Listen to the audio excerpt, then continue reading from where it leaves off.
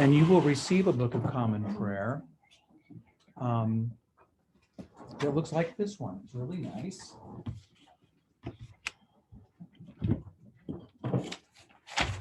It's leather bound. And it will have your name on it, and the bishop will sign it, and I will sign it, and will be your personal prayer book. Okay, going forward. So why don't we go ahead and start by introducing ourselves.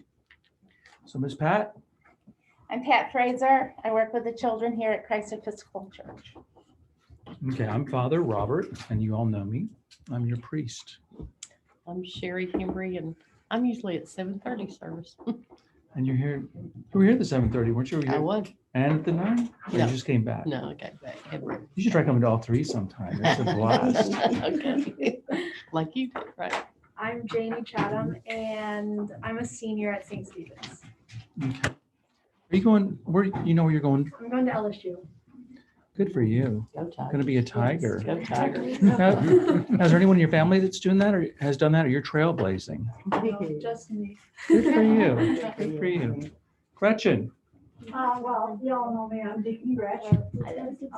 Been at Christ Church for 25 years, I think, and deacon for the last 18 and a half, almost 19 now. And I really love to participate in these classes because it really tells me that God is catching you and that you're moving forward with Him in your heart.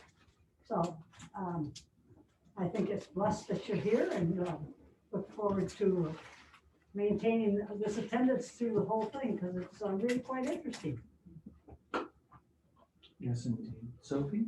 I'm Sophie Day. I go to St. Stephen's, and I'm 30 years old. It's wonderful to have you with us. Hi, I'm Kimberly Zimmerman. I attend Braden River High School as a freshman, and I go to the 10 o'clock or the 9 o'clock service. Yeah. I'm Katie Zimmerman, and I attend Pinnacle Academy. Excellent. Excellent. I'm Kathy Mastalik. My husband and I moved down here to Florida in September, and I was raised a Methodist, but now I'm becoming Episcopalian. Yay! What a good exchange. Right? And I'm Joe Mastalik, and I was raised Catholic. So once again, now I'm becoming an Episcopalian. Nice. So, You guys are kind of meeting in the middle, Yes, we Mhm. are. which is kind of neat. It's Yeah, so it is. neat. That's excellent. Okay, so we don't have a whole lot of time here, guys. So I want to tell you, in the back of your prayer book, there is a catechism. All right. And the catechism is set up in question and answer. Starts on page 845. And I want you to familiarize yourselves with the catechism. It is 17 pages. All right. Now, that might seem like a lot, but the Catechism of the Catholic Church is like 400 pages, and it takes a whole year to go through it. So we're doing this in 6 weeks. So you can see why some people might refer to Episcopalians as Catholic light. I prefer to think of us as Catholic right, but anyway. So familiarize yourself with the catechism, and we'll talk about the catechism some every week as we go through the class. But today I wanted to talk with you about give you a quick history of our church and why our church is the way that it is. Now, the church in England started very early, all right? We think probably in about the 2nd century, there were missionaries who had gone to England to proclaim the gospel. Keep in mind that England at that time was part of the Roman Empire.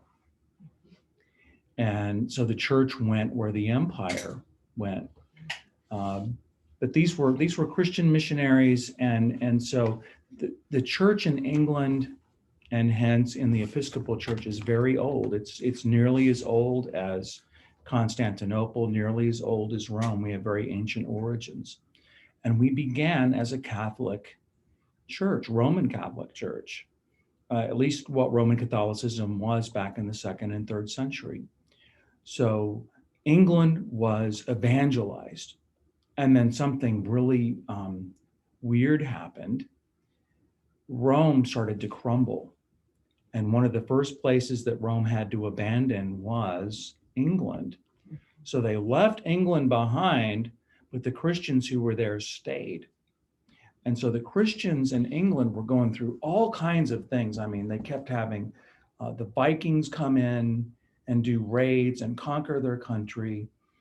And really in that first millennium, England was a Scandinavian Viking country because it had been conquered by the Vikings so many times. So the church in England held on by a thread, but they had to hold on by themselves because they didn't have any help from Rome anymore, because Rome really didn't have any influence there anymore. So the church went on and it developed along its own lines for several centuries.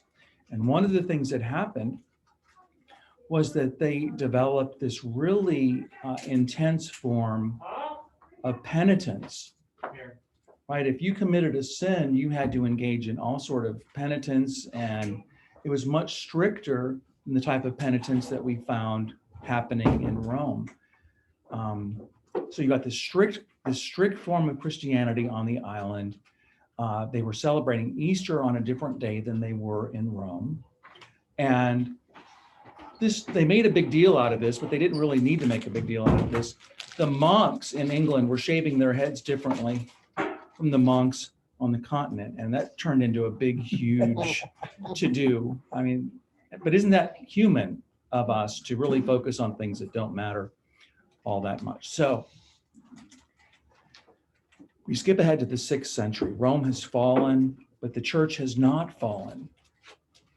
And there was a pope by the name of Gregory. We call him Gregory the Great. And he's walking through a market in Rome, and he sees these slaves who were from England, who had been captured in raids on England. And they were children. They were beautiful blonde-haired children. I think Viking children at this point. And Pope Gregory says, "Who are these children?" And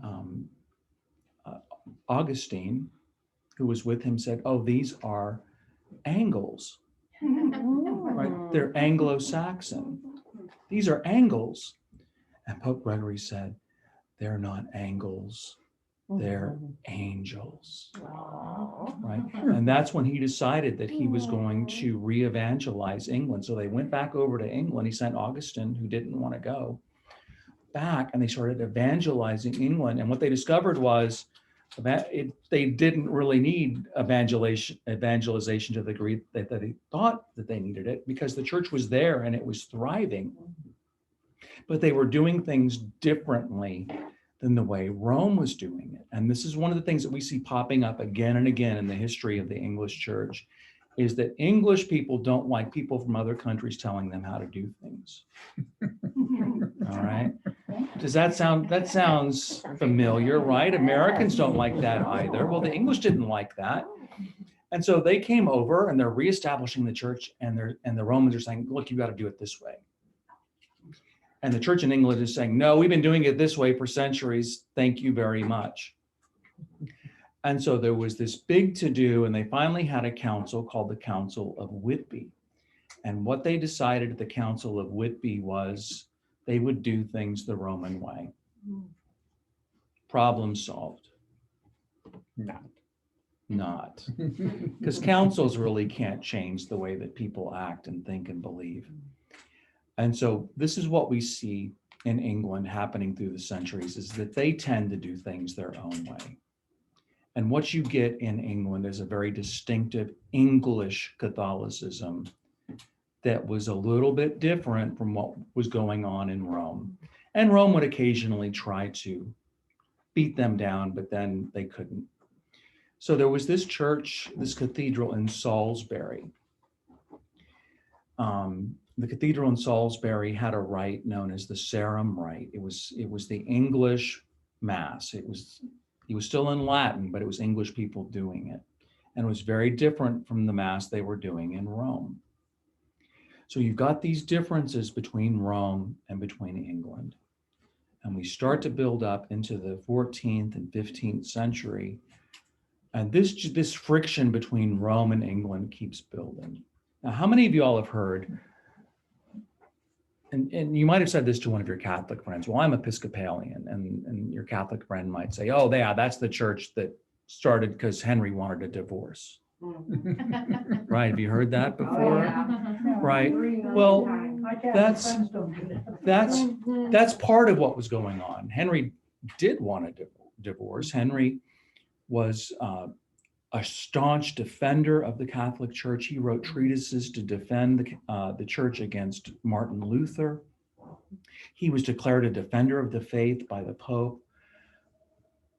But he's looking out at England and he's saying, we've got all of these children of Italian bishops owning these large estates in England and getting all of the income. These poor Italians, they weren't English people who were getting all of the income out of England and then taking it back to Italy.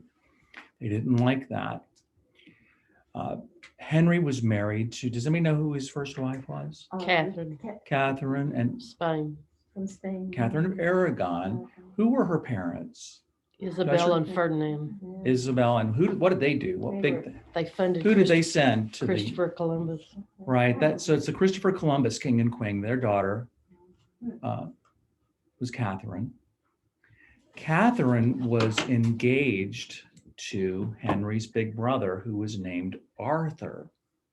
Now, what the English people have discovered, we've all heard of King Arthur, right? Mhm. Well, every royal Arthur who's been named since King Arthur has died a really early death.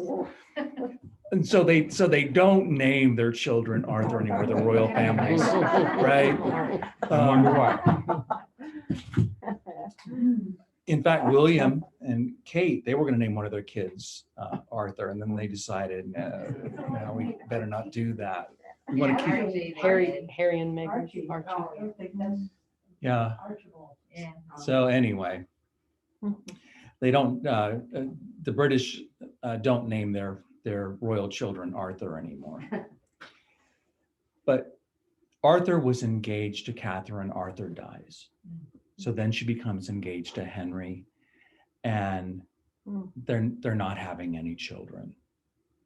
And Henry is like, this is happening because I married my brother's wife.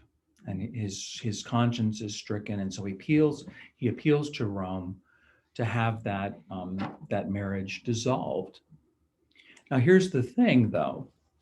The Pope at that time had already allowed 5 or 6 different royals to have their marriage dissolved for similar reasons. But the emperor at this time of the Holy Roman Empire was Catherine's cousin. And he told the Pope in no uncertain terms, you're not letting him divorce Catherine. So that's when Henry broke away. But it wasn't just about divorce. He was really wanting the church to be vibrant and alive in England. And what he was seeing was that the priests were not doing a very good job at teaching the people. They weren't living very good lives. And the people consequently weren't living very good lives because they weren't having any good education. The masses were in Latin, the scriptures were read in Latin. And here's the thing, most people didn't know how to read or understand Latin. Even the priests who did the Mass could read the Latin, but they didn't know what they were saying. And so Henry was seeing the need for reformation. He wanted the Mass to be in English. And that was the first Book of Common Prayer, which was done in the year 1549. He wanted an English Bible so that people could read the Bible and know what they were reading, instead of just living these lives of superstition. Now, here's what would happen. You'd go into a cathedral at this time, and the priest would be doing a Latin mass that he didn't understand what he was saying or doing. And the people didn't know what the Latin was. So what the people were doing was they were doing the rosary in their own language. That's how the rosary developed, is that they needed a devotion that they could do in their own language that they could understand, right? And so the people are out here praying the rosary in their own language. The priest is up there doing a mass that he doesn't understand in a language that he doesn't understand.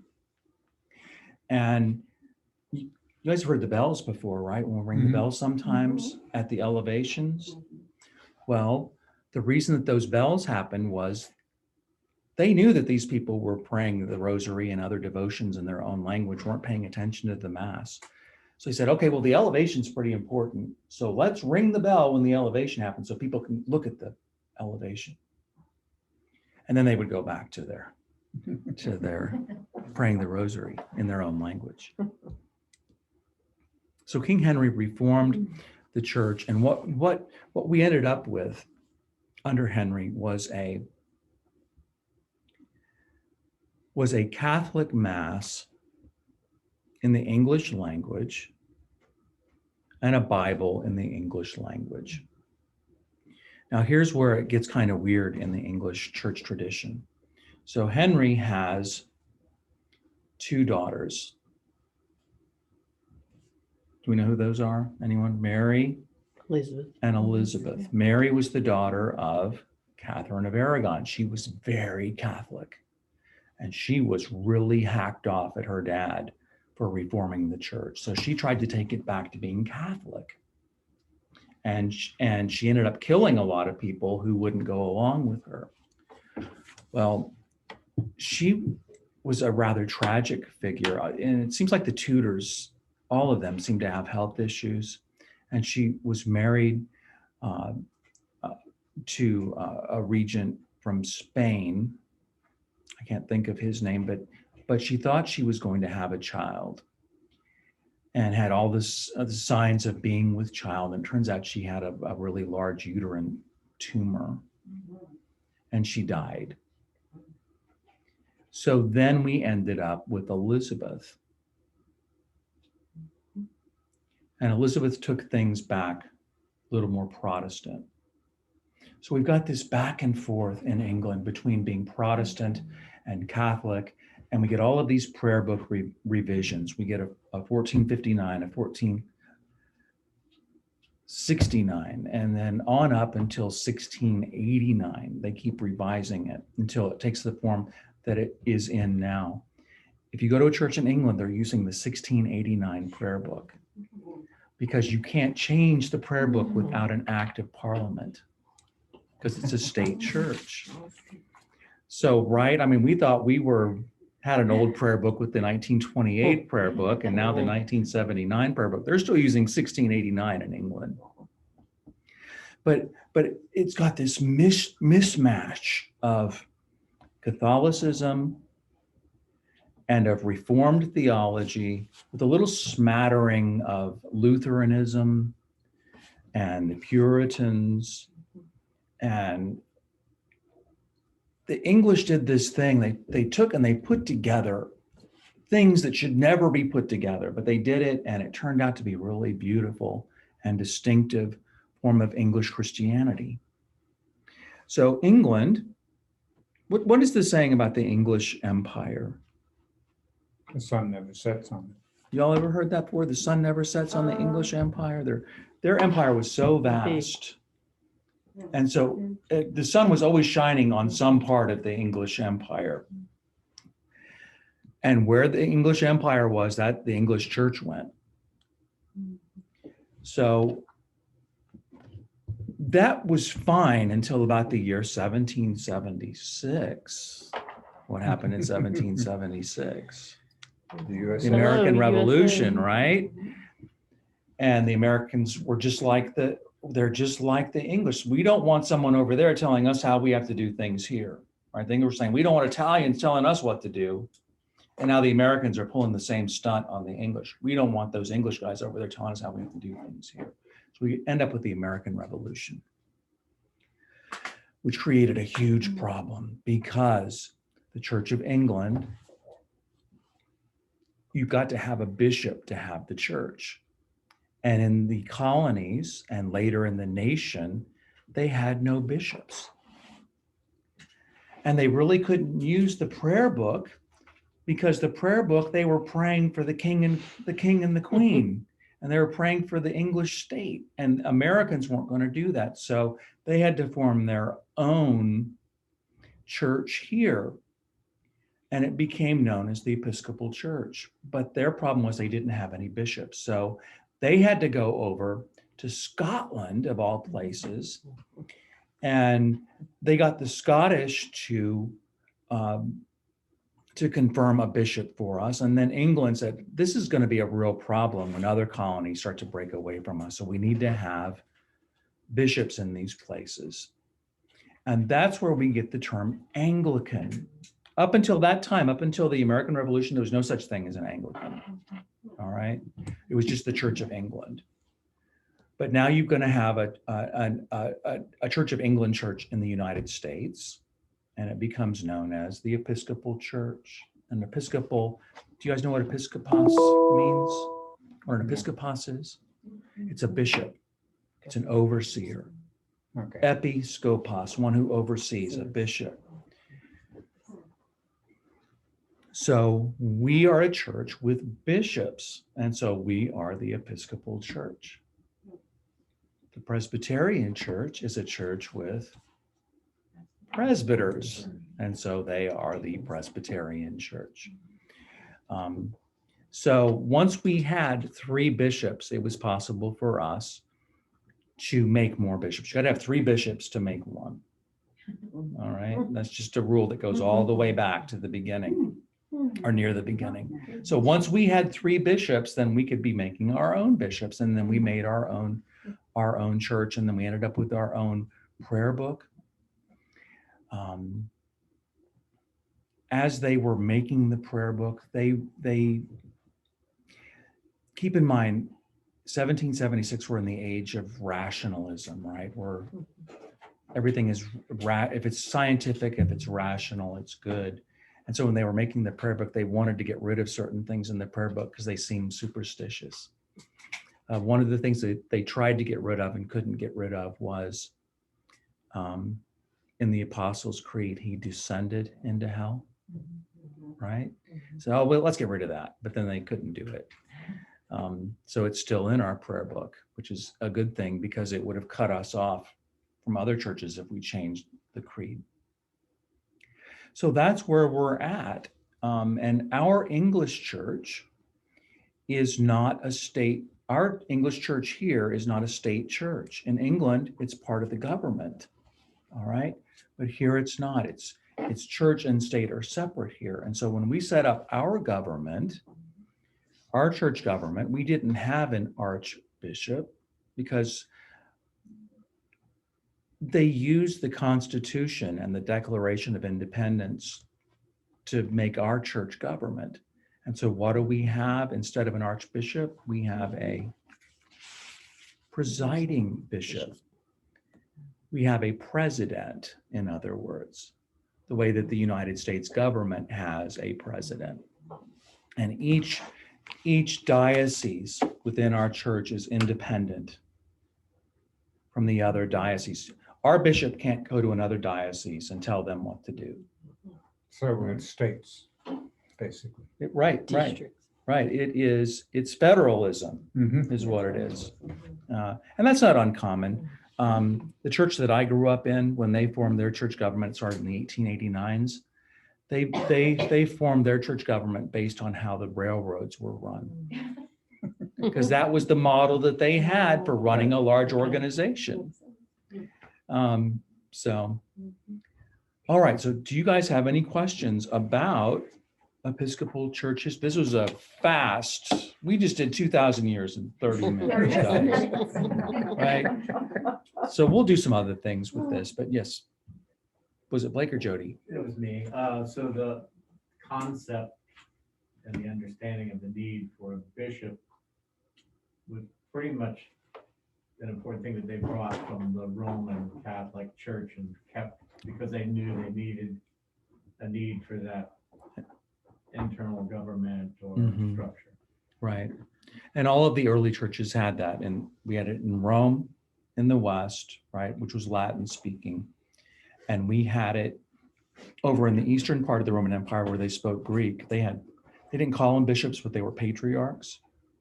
But that's a very ancient system of government to have a bishop. And what having a bishop does is it gives you stability because you've got this central authority. Now, there are other churches that have what we call a congregational government, where the congregation is the highest form of government in the church. And these churches tend to be really dynamic and to grow really fast. They can just grow like wildfire because they can just keep planting new congregations. But the problem with those churches, and I think a Southern Baptist, right? Our Southern Baptist friends, they can really grow a church, right? But then if you bump up against a problem, you don't have any central governing authority to help you work through those things, and you end up with church splits. And so you can grow like wildfire for a while, and then boom, everything just falls apart. So we may not be as dynamic as Episcopalians, but we've got a little more stability. Quick question here. When did the Methodist Episcopal Church split?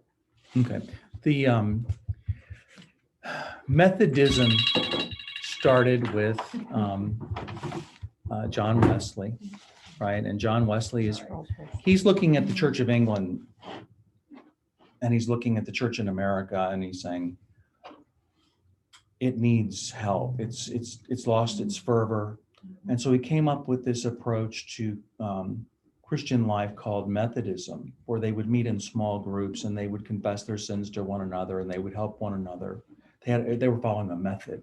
And it was very evangelical.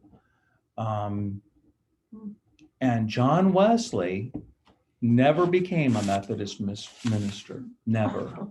He died as a priest in the Church of England. Wow. But some of these, those ornery Americans said, well, it's not enough for us to have Methodism within the Episcopal Church or within the Church of England. We need to be our own thing. So they split off. That's when they split. Yeah. So Wesley was the guy who fully understood that the laity really is the true. yeah, that was one of the things that he recovered. Yeah. I have a question. Okay, so in the Catholic Church, there's like the Pope is like over everyone. Mhm. Is in the Episcopal Church, do we have like a central figure over like? We have a presiding bishop, Okay. and now it's a fellow by the name of Michael Curry. All right, but it's a little bit different. In Rome, it's a very top-down system. Mhm.